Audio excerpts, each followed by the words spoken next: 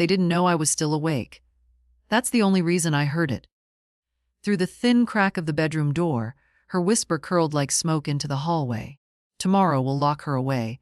Calm, casual, as if she were talking about putting a coat into storage, not her husband's 78-year-old mother. I didn't breathe, didn't move. I sat on the edge of the bed in the dark, hands pressed flat against my thighs. My suitcase was already half-packed. I'd started folding clothes after dinner, not because I'd planned to run, not yet, but because something in the air told me I should be ready. 2 months ago, I moved into my son Andrew's house. My little cottage had become too much to manage after the hip surgery. And Andrew said, "You'll be better off here, Mom. We'll take care of you." I believed him. I sold the house. I wired the money to his account. He said he'd invest it for me, and I didn't ask questions. I didn't want to seem suspicious.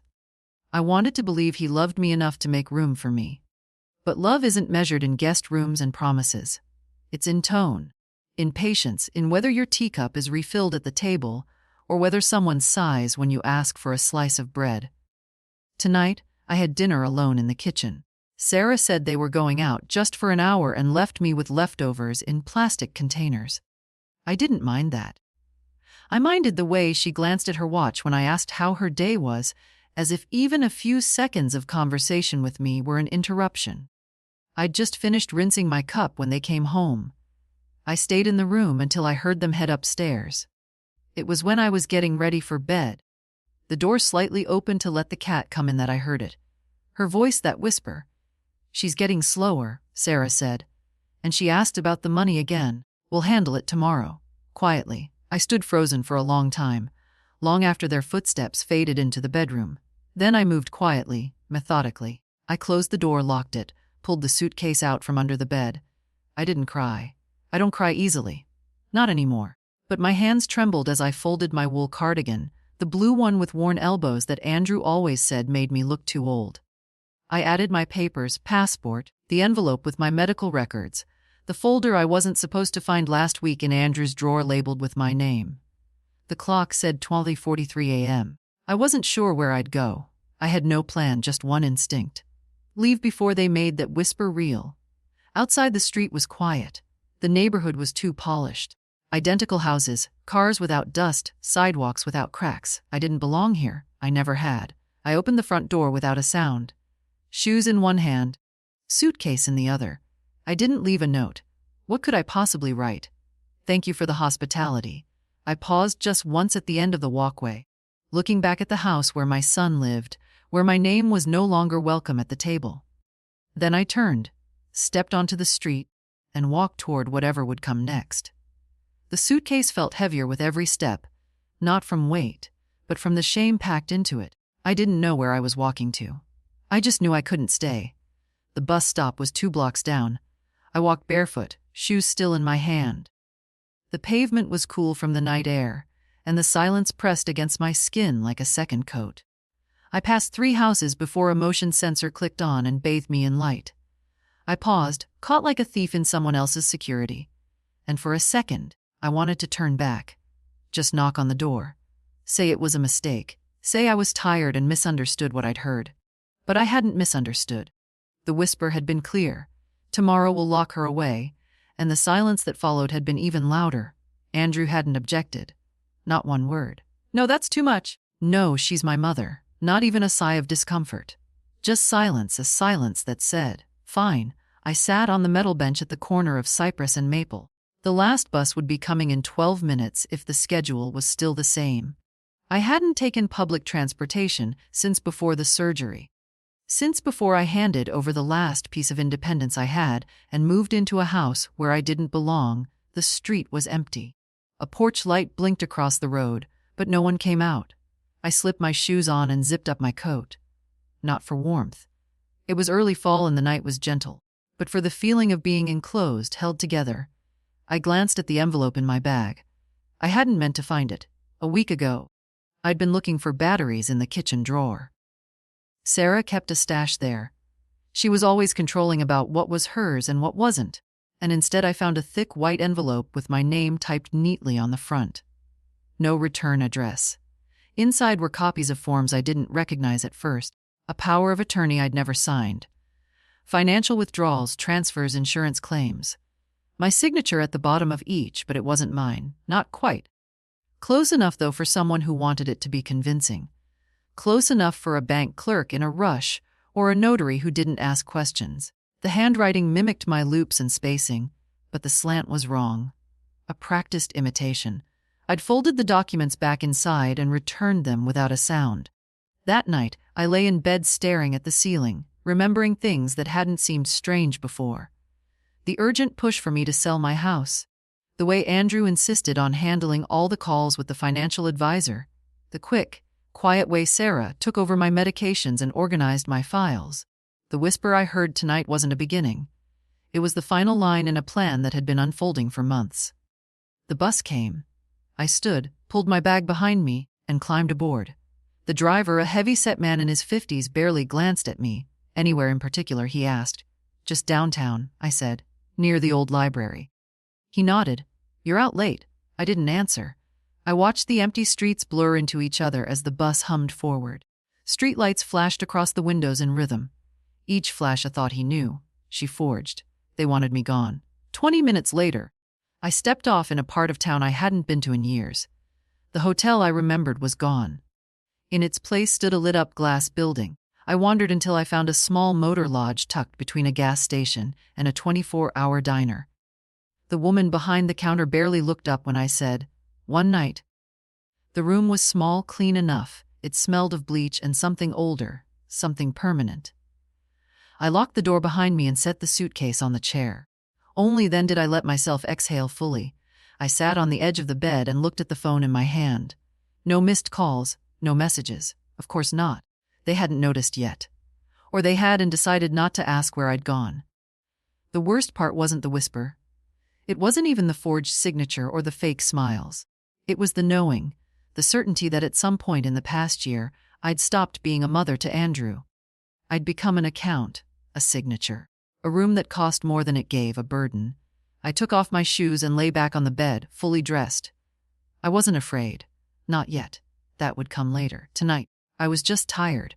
But tomorrow, I'd begin. I didn't sleep much. The motel sheets were stiff, and the hum of the fridge sounded like a distant train, never stopping, always pushing forward. I lay on top of the covers, staring at the cracked ceiling, replaying everything. Her whisper, the envelope, the way Andrew avoided my eyes at dinner. I'd never meant to be a problem. I didn't come to their house expecting much. I thought I'd help with errands. Maybe keep Sarah company, spend a little time with the kids, though that part never materialized. They were always too busy, too scheduled, and maybe I was too old to be interesting. At first, it was just small things. My favorite chair moved to the garage.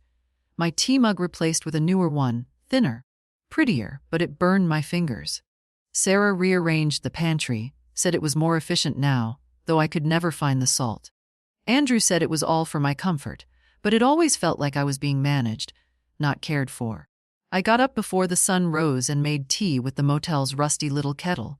It tasted metallic, but it was hot, and I needed something to hold. The quiet in that room was different from the quiet in their house. There it had wait, watchful, waiting to correct me if I sat too long at the table or turned the TV up too loud. Here it was just silence. No judgment, just stillness. I opened my suitcase to change and paused again at the envelope. I hadn't dared open it again last night. Just knowing it existed had been enough to steal the breath from my chest. But this morning, I needed to see it. I needed to know what exactly they'd taken. The papers were neat, clipped together, copies, not originals. Maybe they'd been meant for the shredder. Maybe Sarah forgot she'd put them in the drawer. There were 3 main documents. One was a general power of attorney authorizing Andrew to act on my behalf in financial and legal matters, including but not limited to banking, property, and medical decisions. Signed in my name, witnessed, even notarized. The signature was good, not perfect, but close. I'd seen it before on birthday cards Sarah had filled out from all of us when Andrew was busy. The same slight curve in the D, the same forced neatness. The second was a transaction history from Andrew's investment account. Multiple transfers from an account labeled with my old address, the one linked to the sale of my cottage, the $180,000 gone in 4 months, not a single call to ask if I needed anything, not a word. The third was a draft application, assisted living facility. My name typed neatly at the top, age, medical conditions, mobility notes. One line stood out, bolded. Patient demonstrates early signs of cognitive decline. That's what Sarah said last week when I couldn't find the house keys. Maybe it's time to get your memory checked. Mom, she'd said it sweetly with a hand on my shoulder. I laughed, thinking it was a joke. Apparently it wasn't. I folded the papers back slowly. My hands were steady now. I was done being shocked. Done giving the benefit of the doubt. I didn't want revenge. Not really. What I wanted was mine. My name, my choices, my voice. I'd spent decades raising a boy who used to run to me when he scraped his knee, who cried the first time his dog died.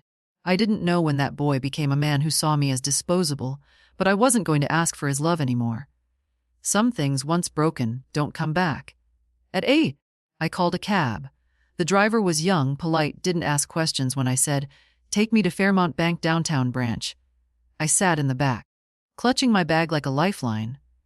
It was the same bank where Andrew used to bring me to sign documents. I always let him talk to the tellers. He said he explained things better. The woman at the front desk had a name tag that read Marcy. She smiled, then faltered when she saw my face. "I'd like to speak with a manager," I said. "It's regarding power of attorney and financial oversight." She nodded quickly and disappeared down a hallway. A few minutes later, a man in a gray suit appeared, mid-30s, clean-shaven with tired eyes. "Mrs. Jordan," he said. "I'm David. Let's go to my office." Inside. I handed him the envelope. I didn't explain, just waited while he flipped through the pages. After a long pause, he looked up. "Did you sign this power of attorney?" "No." "Do you recall authorizing these transfers?" "No." "Has anyone accessed your accounts on your behalf recently?" "My son Andrew Jordan," he nodded, lips pressed into a thin line. "Mrs. Jordan, this is serious. Forging a signature on a legal document is a felony, and if these funds were moved without your knowledge, we'll need to open an internal investigation." "I'm not here to press charges," I said. "Not yet. I'm here to stop everything right now." David leaned forward. "You want to revoke this power of attorney?" "Yes, today, and freeze any access he has to your accounts." "Everything, cancel automatic payments. Shut down shared access. And I'd like to move the remaining funds to where." I took a breath. I hadn't decided this part until that moment, but suddenly it was clear to a new account in my name only. I'll need help setting up secure access, and eventually I want to transfer control to someone else. But not my son. David nodded. "We can absolutely do that." We spent the next hour reviewing everything. Every payment Andrew had authorized, every form Sarah had notarized through a friend. It wasn't just theft, it was erasure, quiet, polite erasure. By the time I left the bank, it was almost noon. My feet ached, my back protested, but I stood taller. This was the first day in months I belonged to myself. I stepped out of the bank into the thin, crisp air of mid-morning. The city had begun to stir in full, cars honking, people brushing past each other with paper cups and phones pressed to their ears. I stood still for a moment, holding my coat closed at the collar, unsure what to do next. I hadn't thought this far ahead. I hadn't thought beyond the bus bench in the motel and the man at the bank who told me gently but firmly that what had been done to me wasn't just unkind, it was illegal. But legal or not, what do you do when your child looks at you and sees only liability? I walked for blocks slowly until I found a bench tucked under an old elm tree across from a public park. I sat, the suitcase beside me, and rested my hands in my lap. The envelope was there, folded neatly, but I didn't need to look at it again. I could see every word burned behind my eyes. I didn't feel sad. That would come later. Maybe. What I felt was a hollow sort of clarity. The kind you get when the noise dies down and all that's left is the truth. It wasn't about the money. It was about being erased. About the way Sarah smiled and corrected me when I told a story at dinner. About how Andrew started talking about senior services within a week of me moving in. About how my bedroom door didn't lock. About how my mail began arriving already opened. About how I hadn't received a birthday card from my grandson in 2 years, not even a call. They thought I was fading. Easy to move, easy to silence. And maybe I had started to believe that too, until last night. A gust of wind pushed fallen leaves across the sidewalk. I pulled my coat tighter. I hadn't brought enough for cold weather. I hadn't thought I'd be outside for more than a day. I wasn't sure if I had a place to go now, But I had control again. That was more than I'd had in months. A woman with a stroller walked past me. She glanced at me, then looked away. I wasn't offended. I didn't want pity. I just wanted to sit in this strange empty, quiet, and figure out what came next. My phone buzzed in my pocket. For a second, I didn't move. I just stared straight ahead. Then I pulled it out. The screen lit up with Andrew's name. I let it ring until it stopped. Then came the message. "Mom, where are you? Please call me." I didn't answer. I didn't owe him that. A few minutes later, another message appeared, this time from Sarah. "We woke up and your room was empty. This is really unfair. You're scaring the kids." I stared at that one longer. The kids scared. They hadn't said 10 words to me in the last month. They avoided me in the hallway like I was a bad smell. And now they were scared.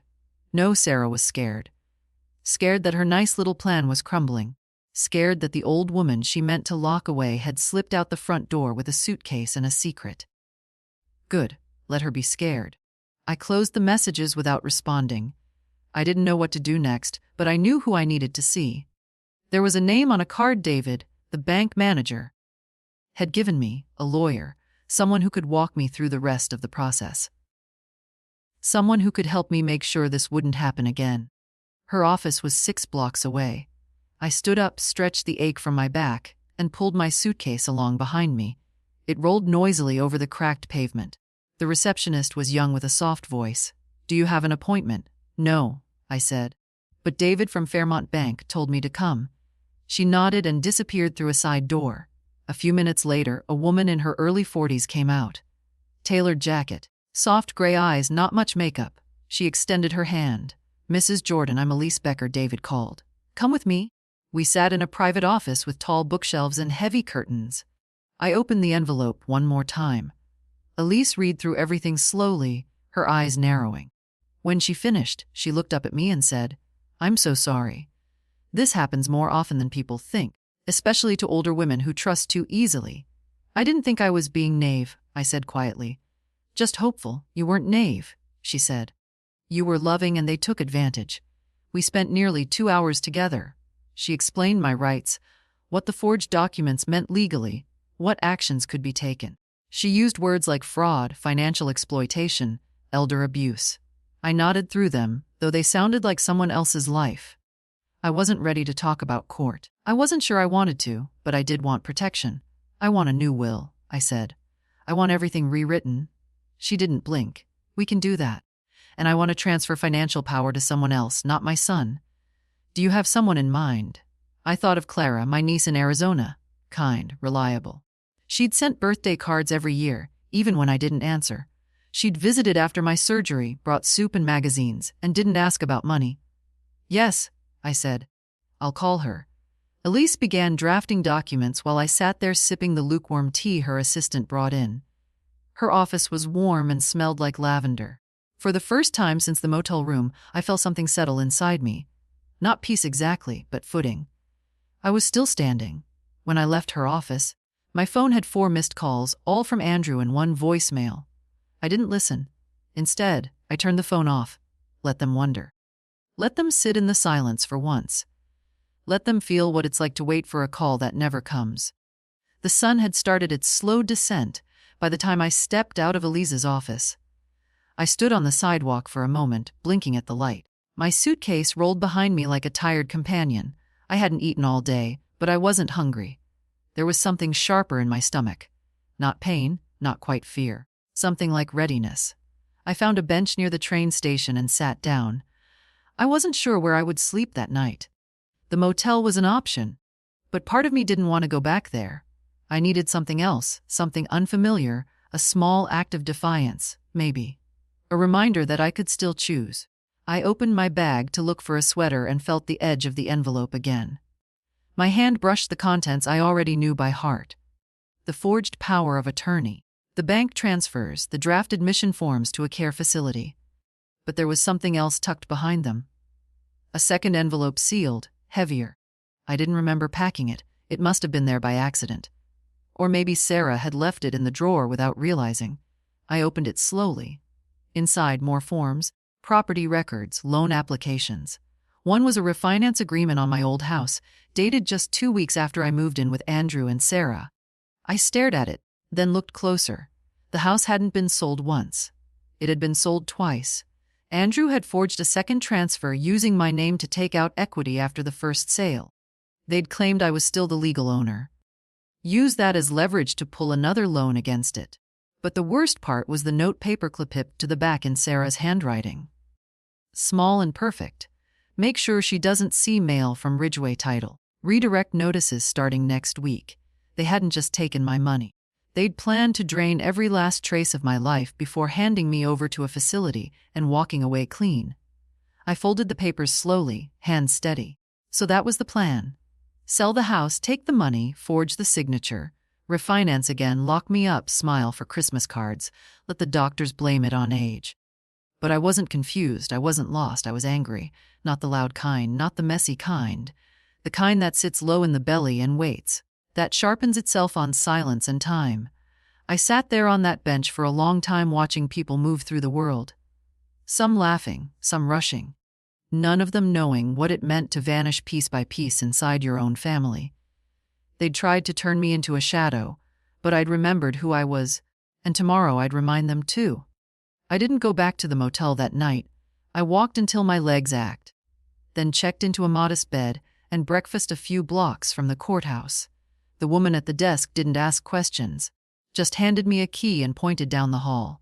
The room was small but warm. A patchwork quilt on the bed, a lamp with a crack in the base. It felt like a place where someone could rest and still feel real. I slept deeply for the first time in weeks. No dreams, no footsteps outside my door, no whispers. In the morning I got dressed, tied my scarf, and called the bank. David answered on the second ring. "Mrs. Jordan," he said, his voice already tense. "I was going to call you. We've flagged several more transactions. One of them was attempted just this morning, a transfer of 12,000 to a private contractor. The account was Andrew's. The authorization came from a joint account that listed you as co-owner. I want it blocked," I said calmly. "We already froze it," he replied. "But he may try again. He's likely going to notice soon. I assume he already has." There was a pause. "Do you want to report it formally? I can refer you to our fraud unit." "Not yet," I said, "but keep everything stopped. Every transfer, every link, everything with my name on it. I want full access moved to my new account and nothing else touched." "Yes, ma'am." I could hear him typing in the background. "Also," I said, "I want to see a printout. Everything Andrew or Sarah touched, every withdrawal, every transfer, all of it."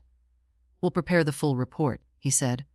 "It'll be ready for pickup this afternoon." After I hung up, I sat quietly on the edge of the bed, staring at the curtain fluttering in the breeze. I thought about my house, the one they'd sold and resold like it meant nothing. I thought about the garden I'd tended for 20 years.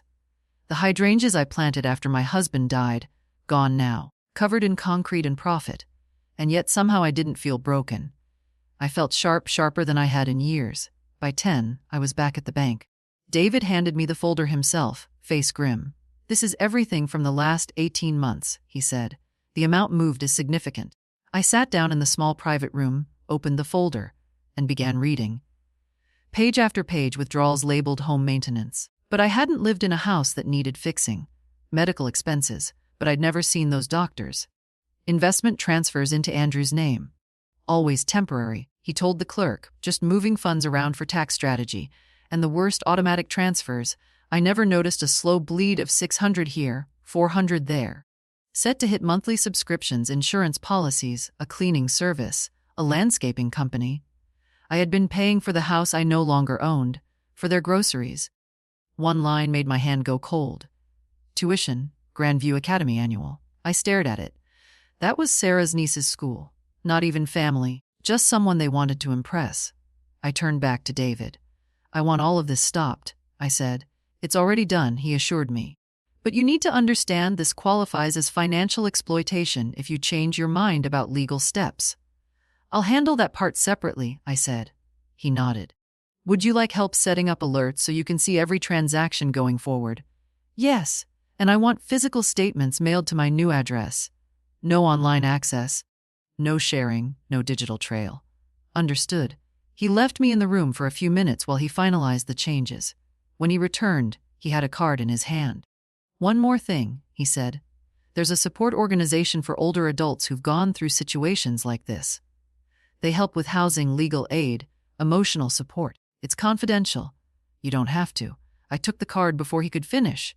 Thank you, I said. I might call. That afternoon I did.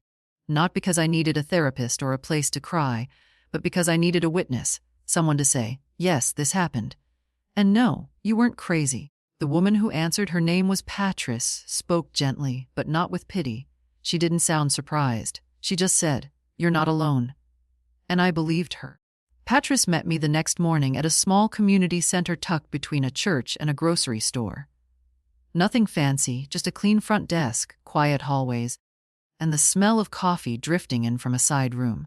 She was in her 50s with silver-streaked hair and soft eyes that didn't blink away from pain. "You must be May," she said, shaking my hand. "Come on back, we'll get started." Her office was simple. 2 chairs, a desk, and a bookshelf with pamphlets about elder rights, fraud, long-term care. I didn't look at the titles. I was tired of reading about people like me. "I don't want therapy," I said before she could start. "And I'm not here to vent. I've done what I needed at the bank. I just want to make sure no one ever puts me in this position again." Patrice nodded without offense. "That's exactly what we'll do." She opened a folder and pulled out a short form. "I'll take down some background, and then I'll connect you with one of our legal partners. No cost to you. And if you need safe housing, we can help arrange that too. Transitional stays, independent units for women who've been displaced." "I'm not displaced," I said. "I left." She smiled gently. "That's even better. We talked for a while." I answered her questions, filled out a few forms. Then she picked up the phone and dialed someone named Ruth. 10 minutes later, I was sitting across from a new woman with sharp glasses and a quiet voice. "Tell me what you want," Ruth said. "Not what happened, just what you need moving forward." It was the first time anyone had asked me that without condescension. "I want a new will," I said. "Everything rewritten, my son and his wife removed entirely. I don't want them to receive a cent, not even by mistake. Done. I want my financial power of attorney reassigned to someone I trust. Someone who will act only with my written permission. Do you have someone in mind?" "My niece," I said. "Her name is Clara." "Good. We'll send the forms to her for cosigning. I also want a living will," I added, "and a medical directive. No one should be able to make decisions about my care but me, unless I've specifically named them." Ruth looked at me for a long moment, then nodded again. "You're the kind of client we don't see often," she said. "Most women come to us in pieces. You came already whole. Bruised, but whole." I didn't answer. I wasn't here to be praised. I just wanted it all clean, signed, filed. Over the next hour, we went through the details. The accounts, the property, the list of assets still in my name.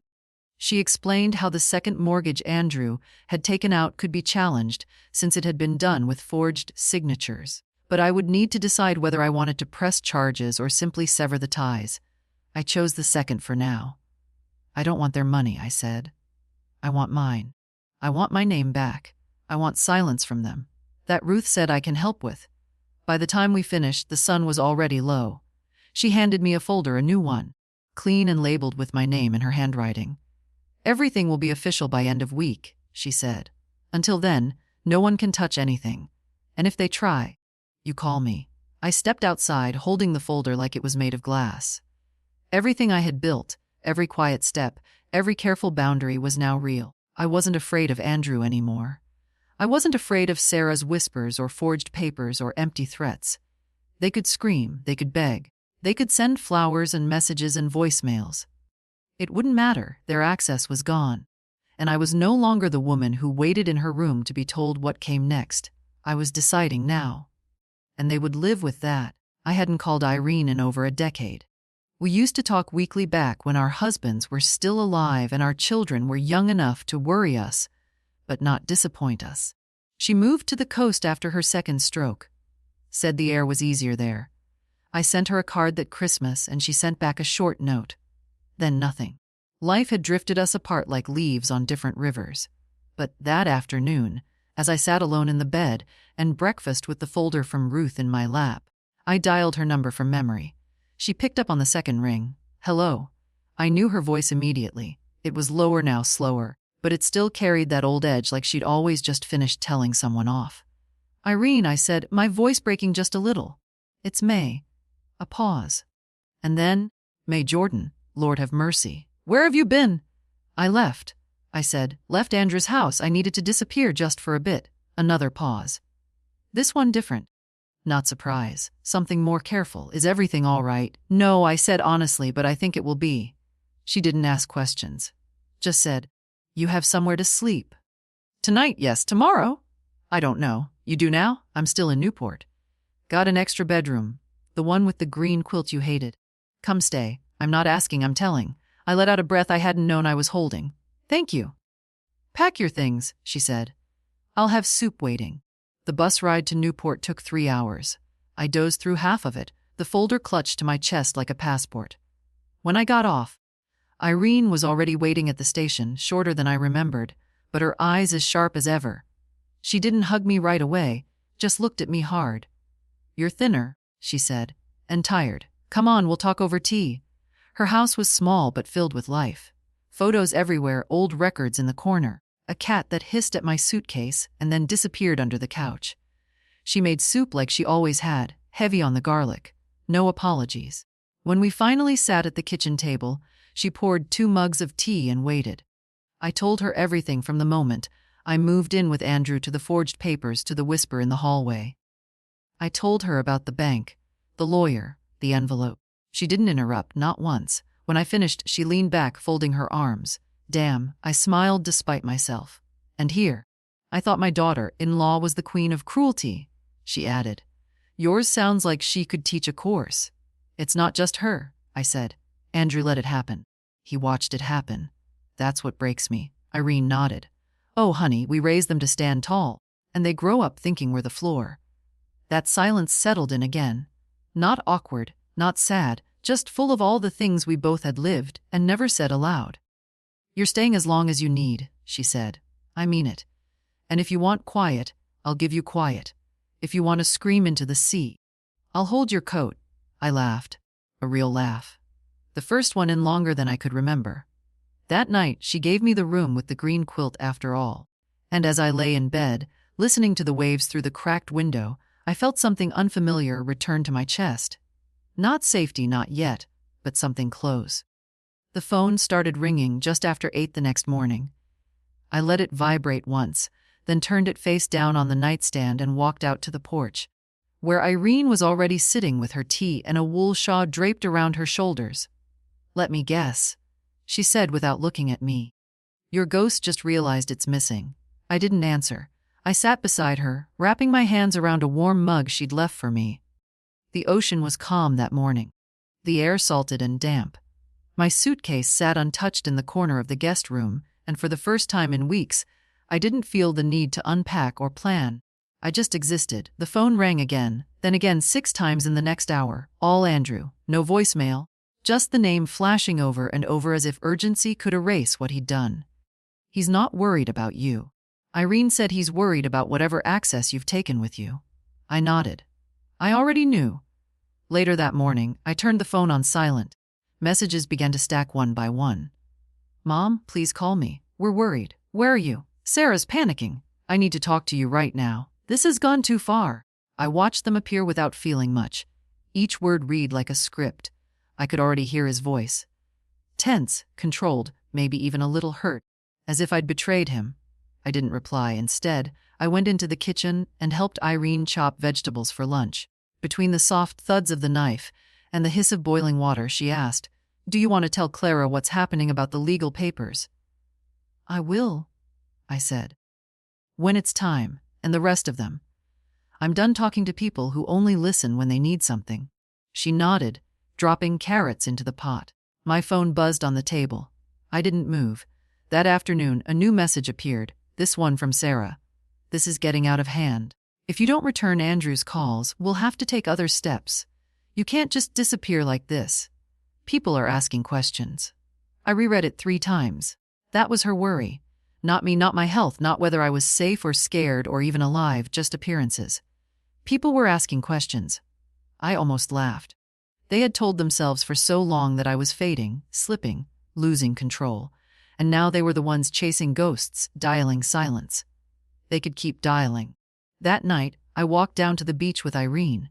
We didn't say much, just listened to the water and let the cold slip into our bones. I never thought I'd be 78, I said finally. And still figuring out how to leave people behind. That's how you know you're still alive, she said. When you're still willing to walk away. Back at the house, I charged my phone and opened the messages again. 15 from Andrew, 9 from Sarah, 2 from a number I didn't recognize. I scrolled to the very bottom and saw one I hadn't noticed before from an old contact I hadn't expected. "Grandma, it's Lucas. Are you okay?" My grandson. I stared at the message for a long time, then turned off the phone again. Not because I didn't care, but because for once I would answer on my own time. The letter arrived 2 days later, a real one, envelope stamped. Even her handwriting on the front in that perfect narrow script Sarah used when she wanted to seem gracious. Irene brought it in from the mailbox, eyebrows raised. "You sure you want to open that?" she asked, handing it to me with a dish rag still in her hand. "I'm sure," I said. "I want to see how she spins it." I sat down at the kitchen table and slid it open with a butter knife. The paper was thick, expensive. Of course it was. "May, I hope you're safe and comfortable wherever you are. We've all been deeply concerned about you. Andrew hasn't been able to sleep. The children are asking questions. We're trying to hold everything together in your absence. I won't pretend to understand why you left the way you did or why you've refused to respond to Andrew's calls. I'm sure you have your reasons, though. From where we sit, it feels disproportionate. Unkind." I paused there. "Unkind," I said aloud, more to myself than to Irene. I read on. "We've always tried to support you in every way we could. Opening our home, managing your affairs during your recovery. It hasn't been easy balancing everything, but we did it out of love, not obligation. I hope you haven't forgotten that. Now, however, things have become complicated. The accounts are locked.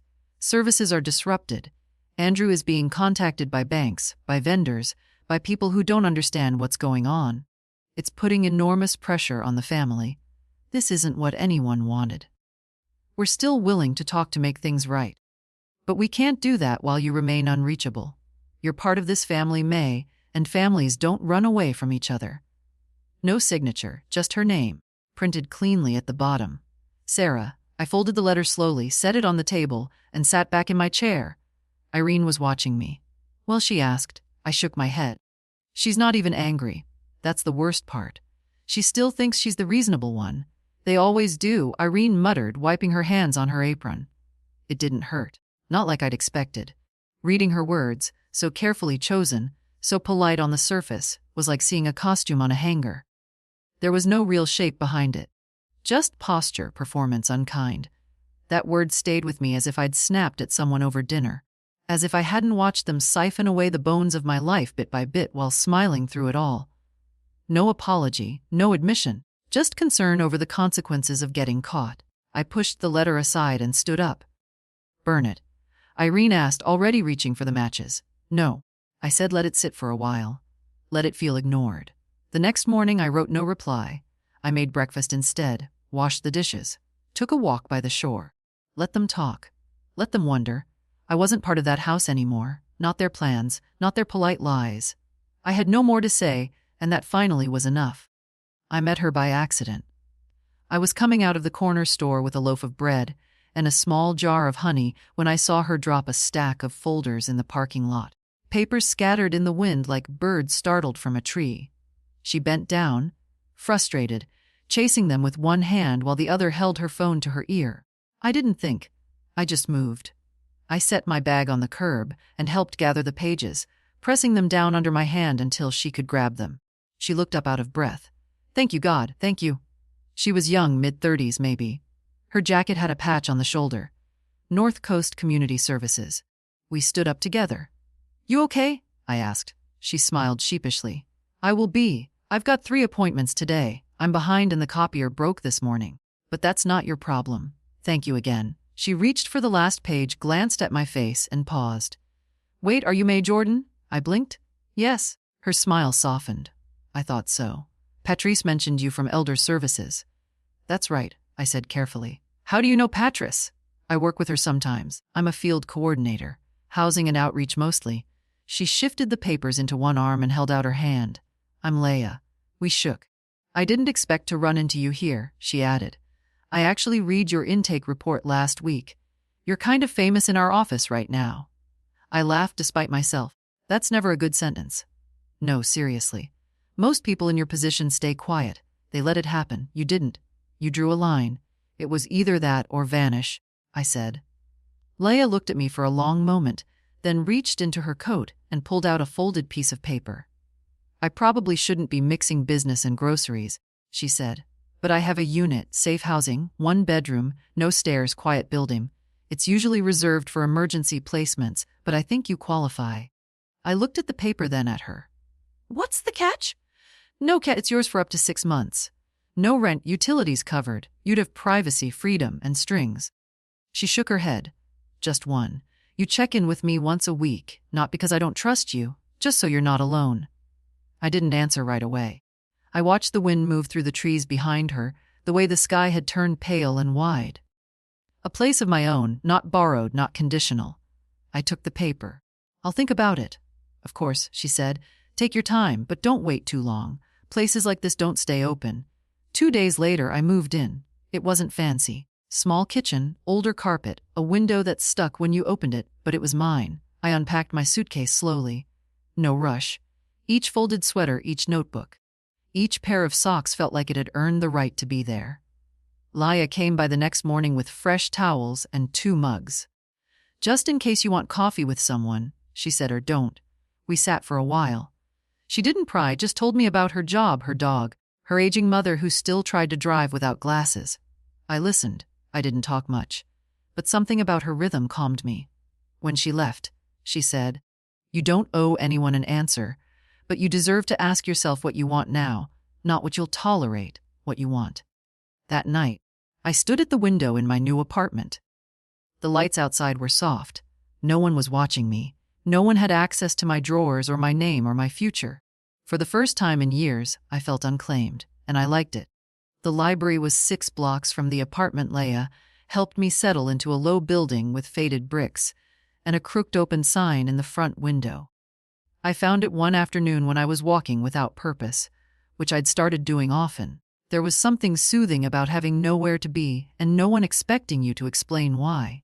Inside, it smelled like paper and dust and old polish. The kind of smell that reminded me of schools in the 60s, of waiting for my children to pick out a book, while I watched the clock and thought about dinner. There were only 2 people at the front desk.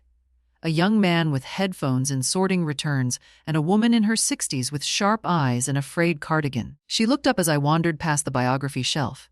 You lost or just quiet, she asked. I said, mostly. She nodded. Same. Her name was Judith. A volunteer just like I would become. It started simple. She was short-staffed on Tuesdays, and I liked the way she didn't treat me like I was fragile. I helped shell the large print novels. Then I sorted donations. Then I started reading aloud on Thursdays. Small groups, mostly women, some older than me, some younger. All of us held together by unspoken things. No one asked about my past. No one pied me. And I didn't offer more than what I chose. I liked it that way. There was a rhythm to the days now. I'd wake early, open the blinds to the sound of gulls, make tea, and walk to the library with my scarf tied tight. Sometimes I stopped at the bakery across the street. Sometimes I just sat on the bench out front and listened. I didn't miss the house, not the one Andrew sold, not the one Sarah filled with her rules. What I missed sometimes was the version of me who thought that family meant safety, that love was enough. But that version was gone now, and in her place was someone quieter but sharper, someone who had learned how to belong to herself. One afternoon, Judith handed me a stack of flyers. Community talk next week, she said. Elder advocacy, you should come. I've had enough of talking, I said. Not for you, she replied. For them. You'd be surprised who listens when the right person stands up. I folded the flyer into my coat pocket. I wasn't sure I was ready to stand again, but the idea didn't scare me like it used to. Later that week, a woman came in with her grandson. She was probably near my age, dressed in clothes that looked borrowed and too large. She kept looking over her shoulder, as if expecting someone to come pull her back. I saw myself in her, or who I might have become had I not left when I did. She asked where the large print books were. I showed her. We didn't talk much, But as she turned to go, she said quietly, "You volunteer here?" "I do." She nodded once. "That's good. It means someone still sees you." I didn't answer, just smiled. That evening, I sat at my little kitchen table and thought about what Laya said, about asking myself what I wanted, not just what I could endure. And what I wanted, maybe more than anything, was not to vanish, not into their house, not into their silence. I wanted to be useful. Yes, but not necessary. Seen but not controlled. Free, but not forgotten. And for the first time in a long time, I believed I was building a life where that was possible. It was a Wednesday, overcast, quiet. I was at the front desk helping Judith sort overdue slips when I looked up and saw him standing just inside the doors. Lucas, my grandson. He was taller now. Taller than I remembered, hair longer, shoulders sharper, still just a boy in some ways. But the kind of boy who was learning to carry things quietly. He wore a navy jacket too thin for the season and held nothing in his hands. I froze. Judith followed my gaze and leaned in. "Want me to send him off?" she asked. "No," I said softly. "Let's see if he came as himself or as their messenger." Lucas spotted me and walked over, slow, uncertain. I stepped out from behind the desk. He stopped a few feet away. "Hi," he said. "I saw your name on the volunteer board online," he said, rubbing the back of his neck. "Didn't know where else to find you." I didn't ask how long it took him to work up the courage. I could see it on his face. The same expression Andrew had when he was 14 and broke a neighbor's window, but told the truth anyway. "Do your parents know you're here?" I asked. "No, you tell them if you want to. But I'm not calling anyone," he nodded. Looked down. "I didn't come to defend them," he said. "I don't even know everything they did, but I know you left and I know it was bad." And I think he looked up again, eyes a little red. "I think I should have asked more before." "You were a child," I said. "It wasn't your job." "Still," he said, "you were always kind to me." I should have at least said goodbye. That did something to me, a small tear along a seam I thought I'd already stitched shut. "Would you like to sit?" I asked, gesturing to the reading chairs by the window. He nodded. We walked together in silence. He didn't touch his phone, didn't fidget, just lowered himself into the seat and waited. I sat across from him. We looked at each other for a long time. "You were the only one who remembered my birthday last year," he said. "You sent that little wooden puzzle. I never told anyone, but I still have it. It sits on my desk." "That's good," I said. "They told me you were tired, that you needed space, that you were confused sometimes." His voice cracked slightly at the last word. I didn't correct him. I didn't need to. He looked at his hands. "I don't know how much they took or what they did, but I know how they talk when they think no one's listening. And I remember how you looked at dinner sometimes, like you were underwater." That was the truest thing anyone had said to me in months. He didn't ask me to come back. He didn't try to fix it. He just sat there awkward and sad and real. "I'm not asking for anything," he said. "I just wanted you to know I still think about you, and I'm sorry if I didn't show it sooner." I reached across the table, not quickly, and laid my hand gently over his. He let it stay. We didn't speak for several minutes. Then I said, "You don't have to choose sides, Lucas. You just have to choose what kind of man you want to be." He looked at me and I saw his face shift. Not into guilt, not into shame, but into something closer to understanding. "I'm trying," he said. "I believe you." Eventually he stood. I didn't walk him out. We'd said what we could, but just before he reached the door, he turned back. "Can I come again just to visit?" "Yes," I said, "if you come as yourself." He nodded. Then he left. I sat back down. The afternoon light slanting across the room. And for the first time since I'd walked out of that house in the middle of the night, I felt something open in my chest. Not forgiveness, not yet, but maybe the beginning of it. The letter came in a white envelope with a firm black logo in the top corner. Sullivan and Crane LLP, no return address, just the name. I didn't open it right away. I made tea first.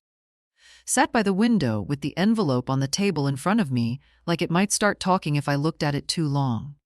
But it stayed quiet.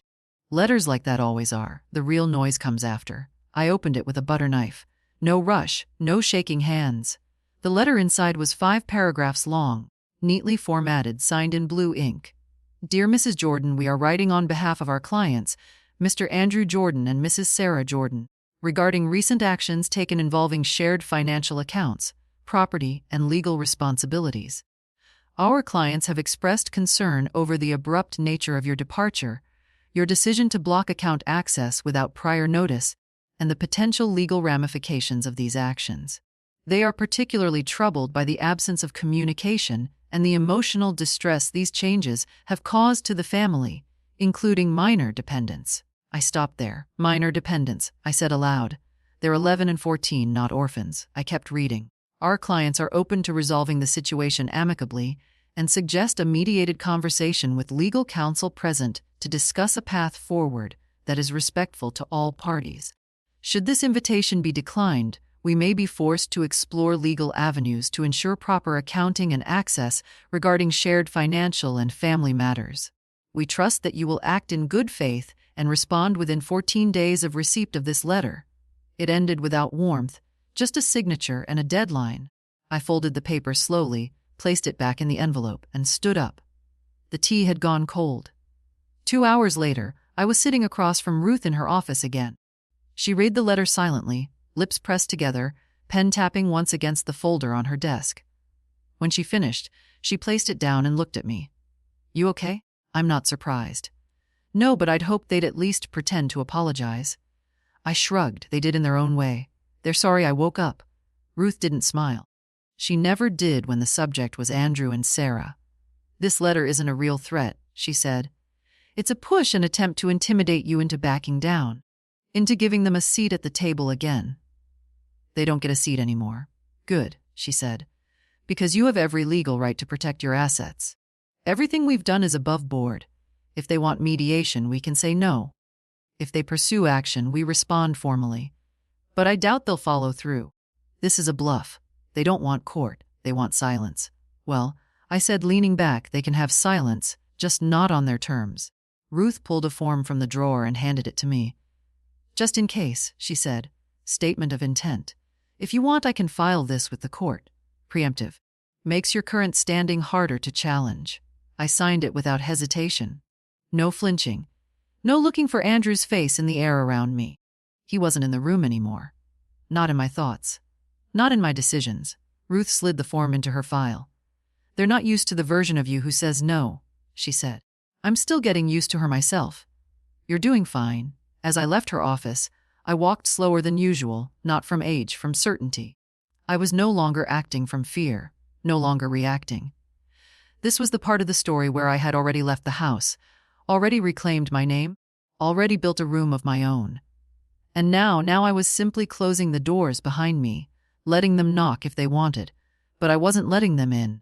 The days are quieter now, not empty, just quiet in a way that feels earned. Mornings start with the same slow ritual. Kettle on the stove, window cracked open to let in the cold, soft sounds of seagulls or passing feet. Some days I walk to the library. Some days I don't. No one asks me to justify either. I still see Laya once a week. She brings muffins or paperwork, and we sit at my little table and talk about ordinary things, tenant meetings, her dog's ruined couch, the strange things people leave in the building laundry room. She never asks about Andrew. She never brings up Sarah. That silence too feels like respect. Lucas visits sometimes, never with warning, never too long. He brings a book or a pastry or nothing at all. We sit and read or talk or don't, and it's enough. The last time he came, he asked if I remembered the story I used to tell him about the girl who ran away and found a home in the forest. "I always thought that was made up," he said. "It was," I told him, but I didn't know then how much truth a made-up story can hold. Sometimes I think about writing things down. Not for them, not even for Lucas, just for myself. Not a memoir, God forbid, but something small, a quiet record. A way to say I was here, I saw what I saw, I felt what I felt, I left when I needed to. Ruth still checks in. She told me last week that Andrew and Sarah haven't filed anything. Their lawyer's silence is louder than any letter they could send. I'm not waiting for another envelope. I'm not waiting for an apology that will never come. That was the old me. The version who thought love was proven by patience, by endurance, by staying even when it hurt. But I've learned that staying and disappearing can look the same from the outside. And I will not vanish again. There's power in refusal, not the loud kind. Not the dramatic doors-slamming kind, but the still kind. The kind that says, "You do not get to define me anymore. You do not get to rewrite the story and leave me as a footnote. I don't hate them. I wish I did. Hate is clean, sharp. But what I feel is more like distance. The kind that no letter or lawyer or invitation to a holiday dinner can close. And that's all right. Some people lose you slowly. Others lose you all at once in the middle of the night, with nothing but a suitcase and a folded envelope of truth. They don't always notice the moment it happens, but they always feel the absence. Irene calls from time to time. Her voice always cuts through the day like a familiar wind. She asks what I'm making for dinner, tells me about her blood pressure, about a neighbor who sings opera in the shower. We're old May, she says. But God, we've earned it. I think about that a lot. What it means to age not just in body, but in clarity. To choose peace over performance. To choose yourself. Not in spite of anyone else, but for once, without apology. I won't end this by telling you it all got better. That's not how life works. But I can tell you this. I am not afraid of the quiet anymore. I do not belong to those who tried to control me. And if you're reading this and it feels familiar, if something in you knows the sound of a locked drawer or a paper signed in your name, know this too. You are not too old to walk away, and they are not too powerful to stop you. You're allowed to leave even if it's late, especially if it's late. And when you do, don't forget to leave the door open for yourself on the way out. You might be surprised who's waiting there. If this story spoke to you, share it with someone who needs to hear it. And if you've ever left quietly or wanted to, leave a comment below. You're not alone.